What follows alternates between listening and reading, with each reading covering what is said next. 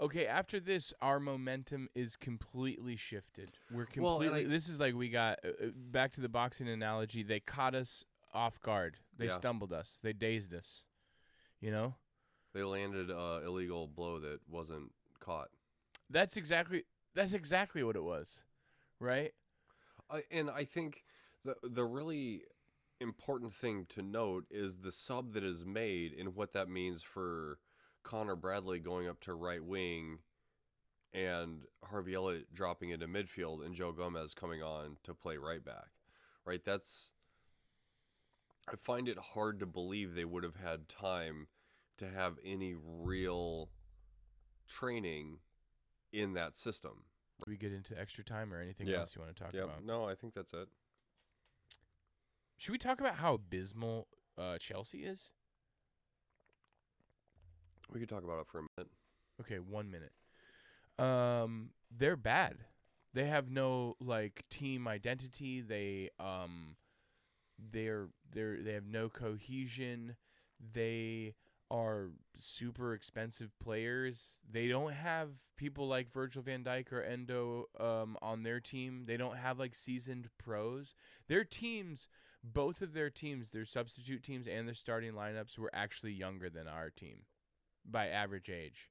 So even though it was we put on a bunch of kids, he did, but their team was still younger than us the entire game. Because we had Van Dijk and Endo, who were both in their 30s. So, well, I do wonder what he was talking to his team about at the end of regular time, because Klopp has the team in a tight circle, giving a very, emotional, pep talk, and Chelsea's just kind of scattered about like the walking wounded, and Pochettino's talking to a couple of his defenders, and that was it. Right. I don't know.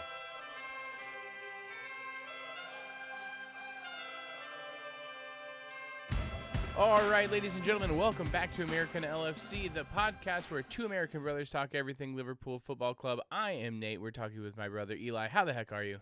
I'm great. How are you? I'm very well. I'm enjoying the trophy lift ceremony and the celebrations from the weekend. We're one trophy this season on the shelf. Positive result? Yeah. I saw a bunch of content today about the different Champions walls across Anfield getting updated today.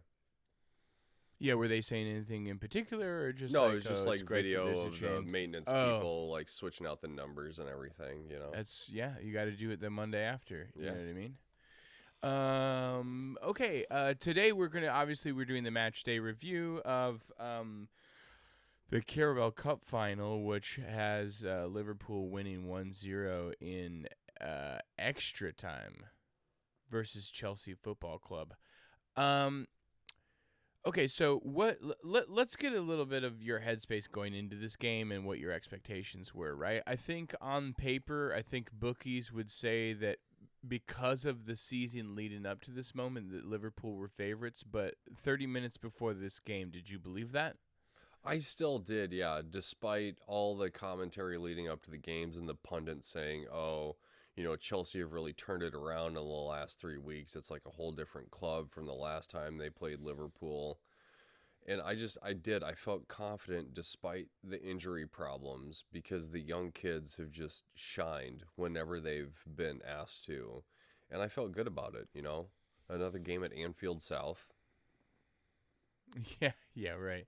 Yeah, yeah, it's interesting. It's funny. I kind of had that feeling as well, but maybe not quite as confident. I think when you sent me the starting lineup and it, Salah and Trent and Szoboszlai, and Nunez and Darwin, yeah, who earlier that week, it was iffy if any of them individually was going to be able to make it, but to see that all four of them were not able to make it, that was kind of demoralizing. I feel like a little bit, but I felt like I felt like our starting lineup, even though it was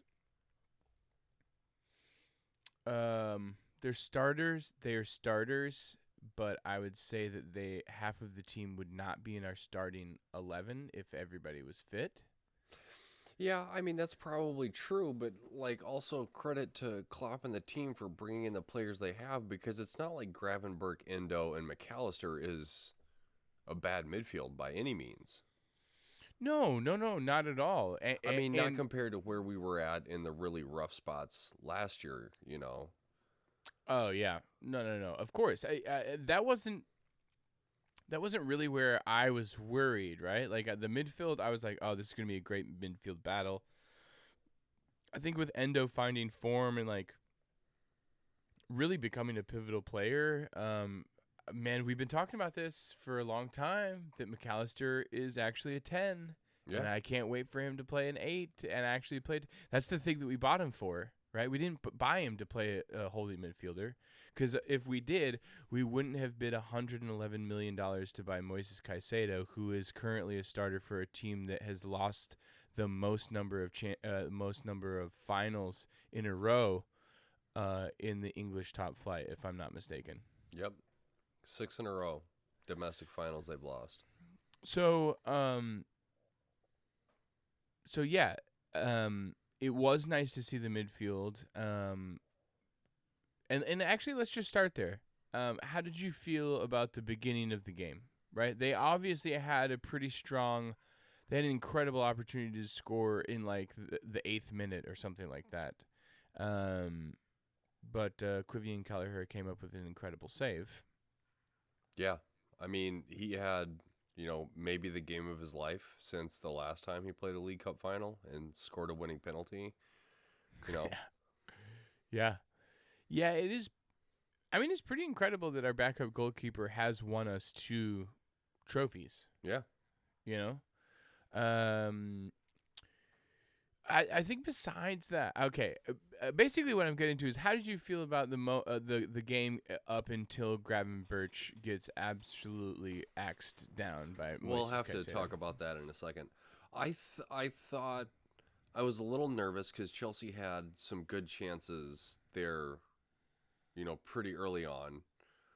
But I think even when you and I were talking before the game, I said, I feel like it could be a nervy first half, and we absolutely batter them in the second half. And I think it was a nervy first half. They put the ball in the back of the net, but Jackson was offside. But yeah, to me, it wasn't. It didn't feel like we had solid control of the game for very long, or for any extended period of time. Yeah, it's interesting because it's like, even though they had some pretty great opportunities, it felt like in the first 20, 25 minutes before Gravenberch's injury, for some reason I still just didn't feel like a ton of jeopardy. I was like, maybe it's because I was like, this is all Chelsea has. Mm-hmm. That's like sort of how I felt. I was like, oh great, things like I could tell that we were not at our best, right? In the first 25 minutes. Our press was working. We had opportunities too, by the way.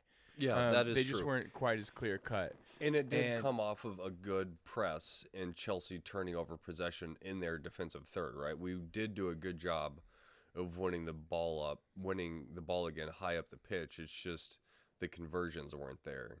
Yeah, exactly. And I do chalk that up a little bit to the fact that it's like, this is maybe the first time that this starting a front three has started together.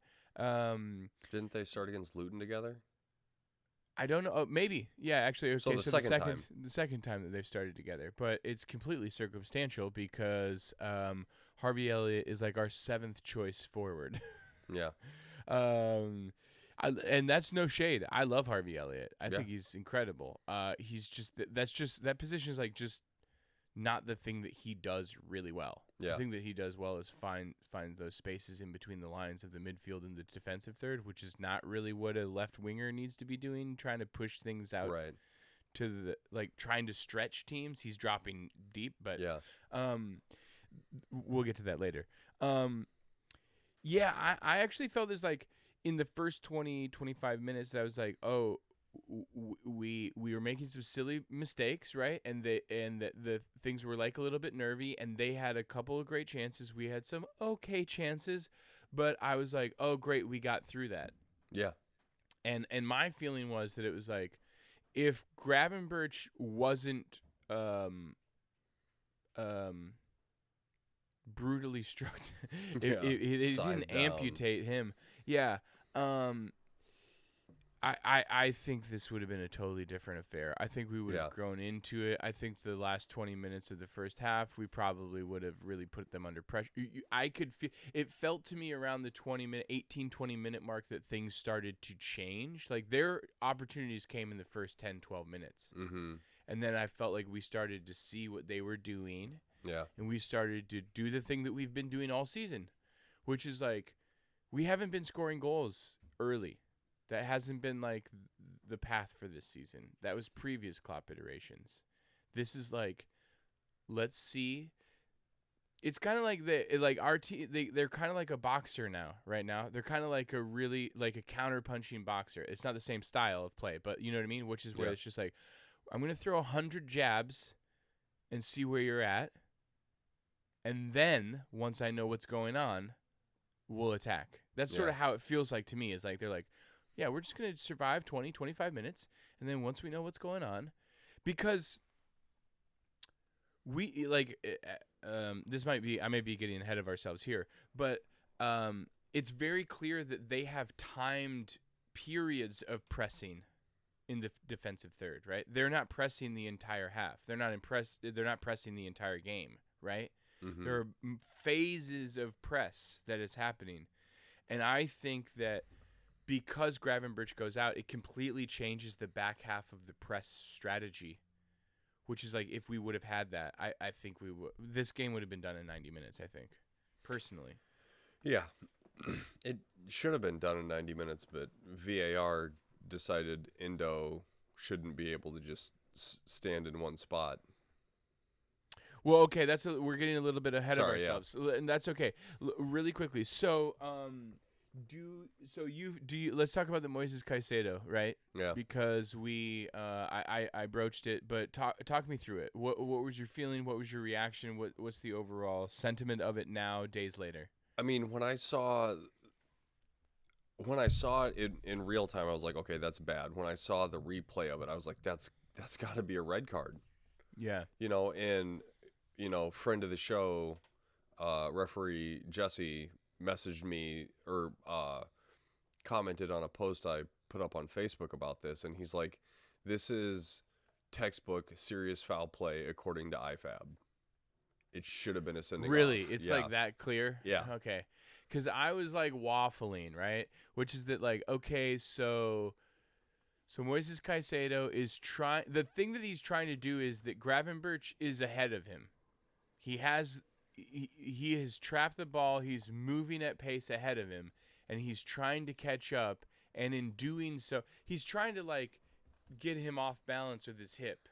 So he tries to get in front of him. Yeah, but he comes in so late. The ball is out of the frame. No, I know. When they make contact. No. I know. I'm aware of that, but it's not like his intention was to. The intention was like to hip barge him, and he just plants his foot on his foot. Look, well, it's above his ankle.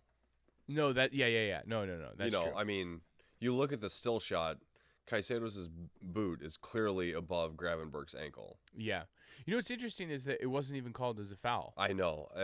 Like, let alone a red card. There wasn't a yellow card. They didn't even stop play. You know? Okay, so by the letter of the law, this is a red card. Yeah.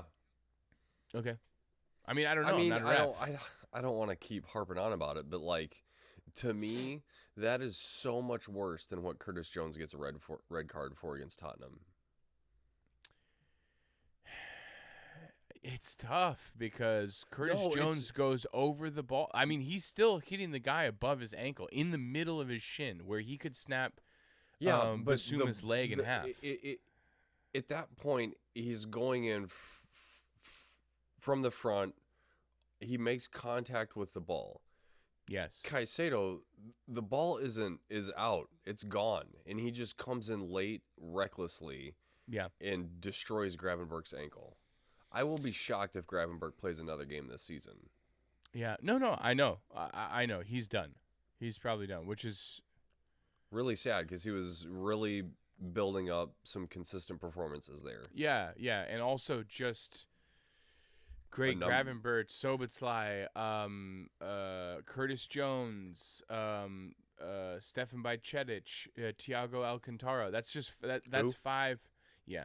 That's 5 of the guys. 5 of what? 9, 10 that we have? Great. Well, luckily we've got a bunch of kids hanging from trees that we can just pluck off. Game-winning teenagers. Yeah.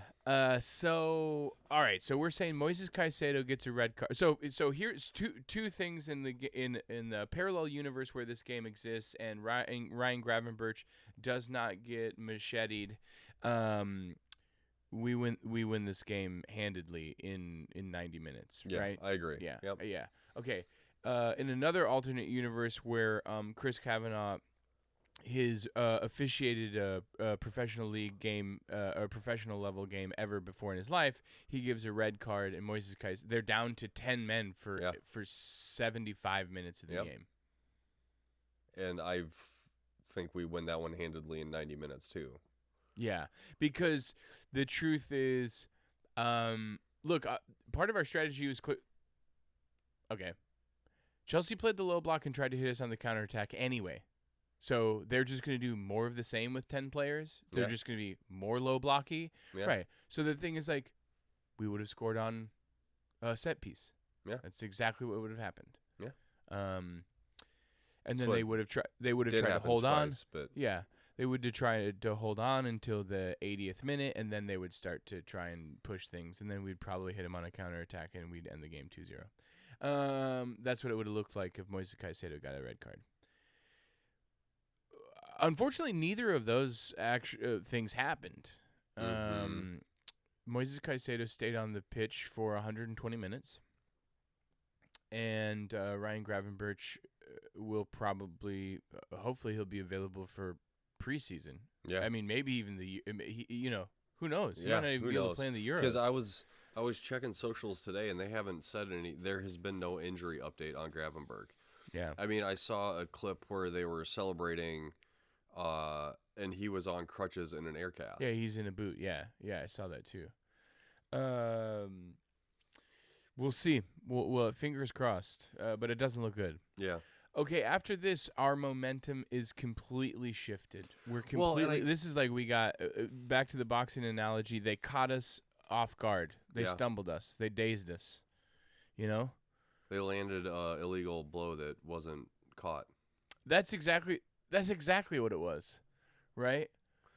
And I think the really important thing to note is the sub that is made and what that means for Connor Bradley going up to right wing and Harvey Elliott dropping into midfield and Joe Gomez coming on to play right back, right? I find it hard to believe they would have had time to have any real training in that system, right? There's not in a million years is Connor Bradley ever thinking that he's going to be playing right wing in any game. Yeah, ever. Alone a cup final. Yes, there's no way. First of all, the kid's 20. Yeah, and I mean, it's incredible. I think it just speaks to. I just think it speaks to Connor Bradley as a talent. I like whoever comes in. He clearly this kid needs to be a mainstay. Yeah. In first team football for Liverpool for years to come. So he goes up to that kind of touches on what I was saying about the press, right? Because I think that there are phases where they're organizing their press and they understand when they're going to do it in the game. Right? They'll be like, hey, we're getting close to this moment. Like, this is when we're starting our second phase of press, right? Mm-hmm. Because you can see when they're, like, sharks on chum, and it's like usually the first 10 minutes, and then the last 10 minutes of the half. You know what I mean? Maybe. But like Bradley doesn't know how to participate in. I mean, theoretically, but not like maybe theoretically, but not like in implementation or in practice. Is he the second wave of that's releasing the press? You know what I mean? It's like Lucho Diaz and Gakpo and normally Mo Salah. Those guys are the front line of the press. Mm-hmm. Like Bradley's not ever dealing with that. So right. I think that caused us to be a little bit toothless for, I would say, 10 to 15 minutes of the second half, right, to get that change. But we started to come back we started to implement some more of ourselves in the late stages of the first half. Mm-hmm. But yeah, then obviously we go into halftime 0-0. How did you feel about the first half? What was your thoughts? I think my thought at, that 12-15 minute mark was, okay, we're lucky not to be down a goal. But Okay. by halftime, I was like, okay, I still feel like we're going to win this. Right. I felt the same way. It was interesting, though, because it was just like the difference was, man, the second half just was tough for us. It was just a tough second half. We came out with like a little vigor, like right away. I think we got a corner kick or two, like right out of the blocks, or a cool Lucho Diaz got the ball and like chopped it in from the wing and got like a exciting shot off. I think, but yeah, I mean it was tough. They were definitely in the ascendancy for parts of the second half, and we were kind of holding on for dear life. Mm-hmm. I mean, right, which I think is more of an indictment of the problems Chelsea have right now than where we're at. Because absolutely. Chelsea had a full lineup of senior professionals. Excuse me. And they couldn't finish the game against, a half a team of kids. Yeah, I mean, it's interesting. Okay, so let's get to that, right? So in the second half, there's like sort of two phases of the second half, right? The first part is that we've got Bobby Clark comes in for Connor Bradley at the 72 mark, right? Mm-hmm. 72-minute mark, right? And that causes Harvey Elliott to go up to the winger again.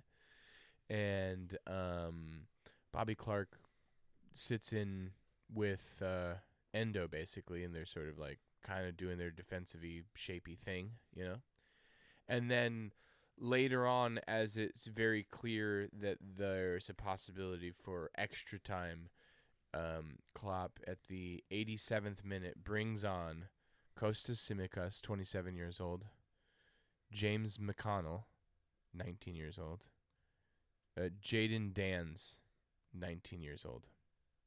That happened right before full time. Mm-hmm. Well, I think even before we get to the substitutions at the 72nd minute, is the next goal, the next officiating controversy is... Oh, yeah, sorry. The Van Dijk's first goal that VAR calls back for Endo being in an offside position and obstructing the guy that was allegedly marking Virgil van Dijk. Yeah, Levi Colwell. Yeah. So you don't think that should have been called back? I don't. Because, I mean, Endo is literally just standing there. But he's in an offside position. Ground. Okay. I think it's against the rules. You can't be in an offside position at and any obstruct and but then you're participating in the play by obstructing a defensive player. I mean, this is a question for Jesse, right? Yeah, we'll have to to see what the letter of the law is, to actually see what the thing is. Here's what I'll say about it. I've seen a couple different people have a bunch of different perspectives of it online already, and this is how I look at it. It might be by the letter of the law against the rules. I don't know. And if it is, then okay, I guess it's fine that it was chalked off as a goal. But what I will say is I've seen all of this happen 950,000 times every time a corner kick is ever taken in the English top flight, and that happens. Yeah. And I've never seen that call before. Yeah. And so they decided that they're going to stand on new precedent because of it.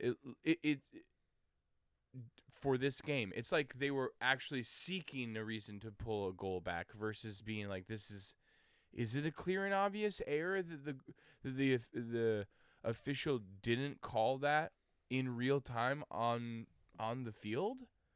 I don't know. Guys wrestle each other. They hold each other's jerseys. They're pulling each other's down all the time. They have their arms around them constantly. And those things go uncalled all the time. Yeah. The issue is that what they need to do is just have Endo be on sides. Yeah. Endo just needs to stand next to Virgil van Dijk next time. Yeah. Because it's clearly the move.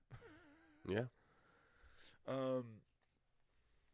I will say that in the moment while I was watching it, it did feel like incredibly soft. And I was like, what are we doing here? You're kidding me. I was furious. Yeah. I was furious. Those are all the big talking points of the game. Should we get into extra time or anything else you want to talk about? No, I think that's it. Should we talk about how abysmal Chelsea is? We could talk about it for a minute. Okay, 1 minute. They're bad. They have no team identity. They have no cohesion. They are super expensive players. They don't have people like Virgil van Dijk or Endo on their team. They don't have seasoned pros. Their teams, both of their teams, their substitute teams and their starting lineups were actually younger than our team by average age. So even though it was we put on a bunch of kids, he did, but their team was still younger than us the entire game. Because we had Van Dijk and Endo, who are both in their 30s. So it raises our average age quite up a lot. I think their oldest player is Chilwell, right? And then the next oldest player is probably Raheem Sterling. Yeah. So it's okay, well, he's in his late 20s. Maybe Chilwell's 30. I don't know. Anyway, yeah, I heard Maurizio Pochettino say that the players on the field had mentioned that they were getting tired and that they were playing for penalties. Mm-hmm. He said that in an interview. Bold He strategy. admitted that in an interview. And I feel like that's pretty soft. I think that's I think that would I don't think that any of us would accept that as an answer if our manager said that. Yeah. Well, I do wonder what he was talking to his team about at the end of regular time. Because Klopp has the team in a tight circle giving a very, emotional, pep talk. And Chelsea's just kind of scattered about like the walking wounded, and Pochettino's talking to a couple of his defenders. And that was it.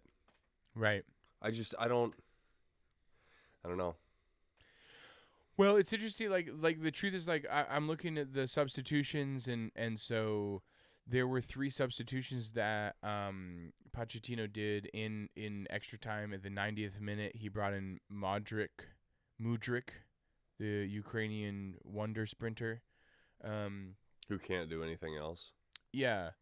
Madueke, I'm sure that I'm pronouncing that incorrectly, and I apologize. Noni Madueke. Madueke? I don't know. Does that sound familiar? Yeah. I apologize.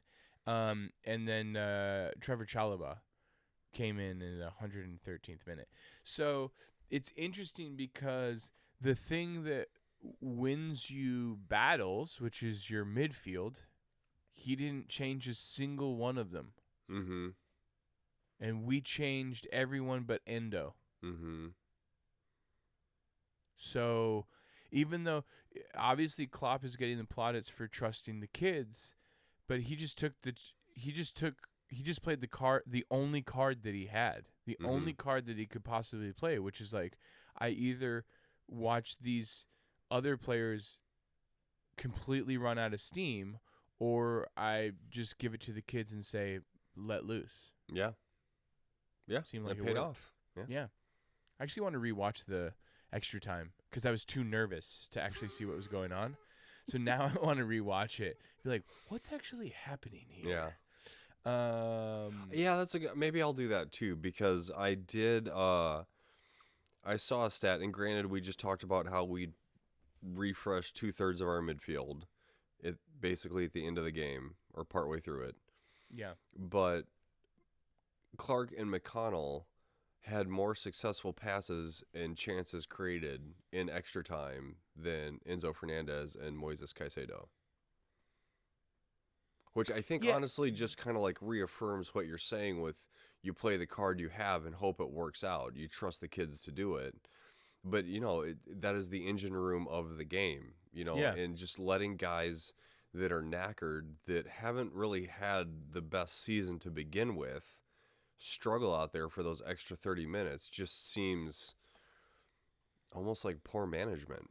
Like, it's totally poor management, right? Like, I also think that it's poor management that he comes out and says that. Like whether he just throws them under the bus. Well, it seems like he's throwing him under the bus, but he's also like, in a weird way, it seems by the fact that he's even acknowledging it, is that he's using it as an excuse for losing. Mm-hmm. And I think if I were a Chelsea fan, I'd rather. I don't like the disrespect that Jose Mourinho would have in a moment like that, where he'd be like, "I'm just not answering your questions. Bye." Yeah. I don't necessarily dig that like level of disrespect, because I think it's part of your duty, it's part of their job as a manager to come out and say that. But I just try to think of what Klopp would say, and I think the thing if it went the other way, I think he would just be like, "It wasn't our day." Yeah. You know what I mean? And like not come up with like, "Oh, we were playing for penalties or whatever." They were better than us. Yeah. Done. Yeah. That's how cup games go. Yeah. We did our best. The thing is, like, they didn't do their best. You can't come out and say we did our best when your team clearly didn't do their best. Right. But we can say that we did. Yeah. Jarrell Kwanzaa comes on in 105 minutes. That kid is incredible. Yeah, he is. I mean, the partnership for years to come of Konate and Kwanzaa really. Yeah, I mean, hopefully. I hope Konate can kind of get his muscle injury stuff on. Like, hopefully, he's been rested intermittently throughout the season because of the luxury of having Kwanzaa. So hopefully they can get that taken care of. But I mean, also Konate just incredible. His recovery runs to bail Van Dijk out a couple of times. Yeah, saved our bacon. Oh yeah. But once again, it's so interesting because it's like, and I'm curious, like once once you're sort of like delving even deeper into like the theoretical and the strategy of all of this and of formations and tactics and all that sort of stuff, that's just like, I'm so interested, dude. Why wouldn't you, if you were in Pochettino's position, and that like you've got Van Dijk, you've got McAllister, but basically Lucho Diaz, but basically the rest of Liverpool's starting lineup are people that normally come off the bench. Mm-hmm. Right? Yeah. And Thiago Silva the geriatric Thiago Silva is injured. Okay. But the perpetually injured Reece James, made of glass, not available. Okay. But the rest of your $1 billion team exists. Why is his strategy to just low block it and hit him on the counterattack? Why wouldn't you just be like, dude, I'm just throwing haymakers. Let's go. Yeah. You guys are so weak right now. Let's just go punch for punch and see how it goes. I mean, because on paper they so have the much talent to do firepower. it. Yeah.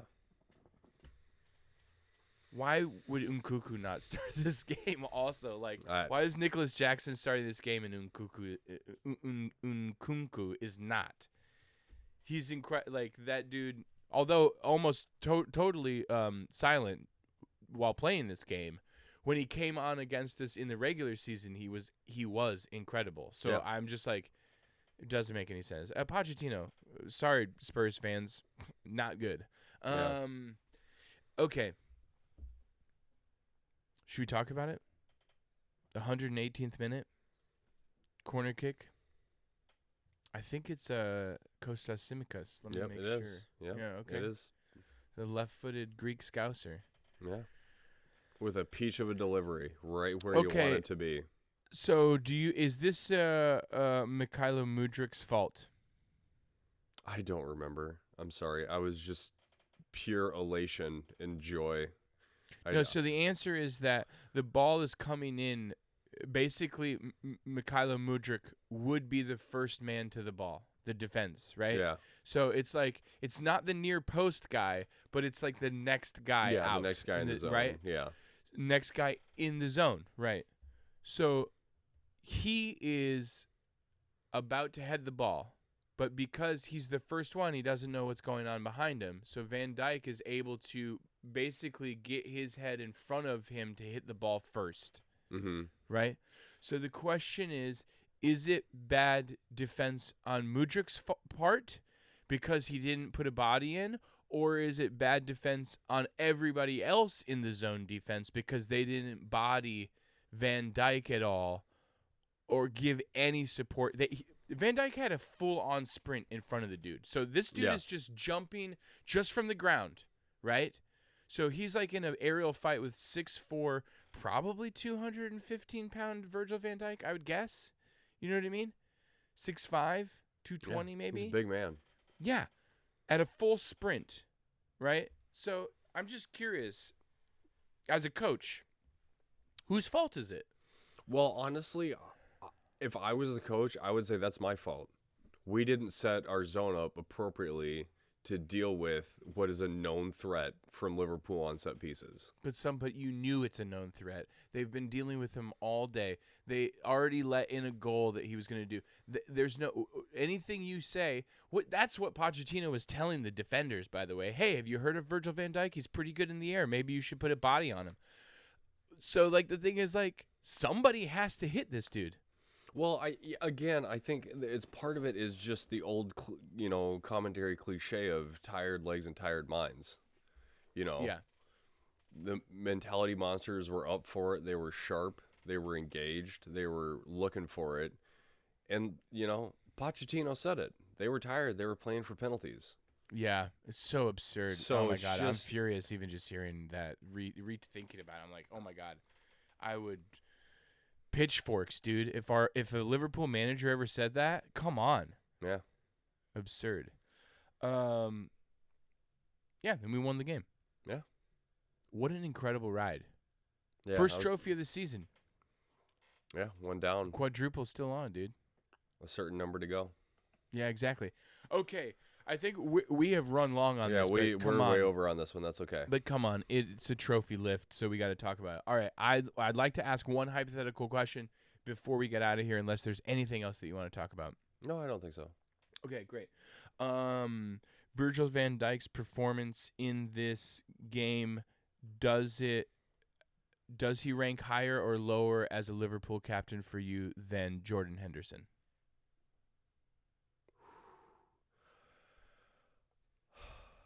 Has there ever been a moment that Jordan Henderson just grabbed a... And that's exactly what I was going to say. This is more Stevie G era captaincy, where the captain will step up. It's the whole cometh the hour, cometh the man type thing, right? Because Virgil just said, I'm going to win this right now. Yeah, hold my beer. Yeah. Yeah, this is done. We're not doing the lottery that is penalties. We're winning this right now. Yeah. And as much as Henderson did for the club, I don't ever remember seeing him do something like that, because he was always kind of like just putting in a solid shift, being a good team player.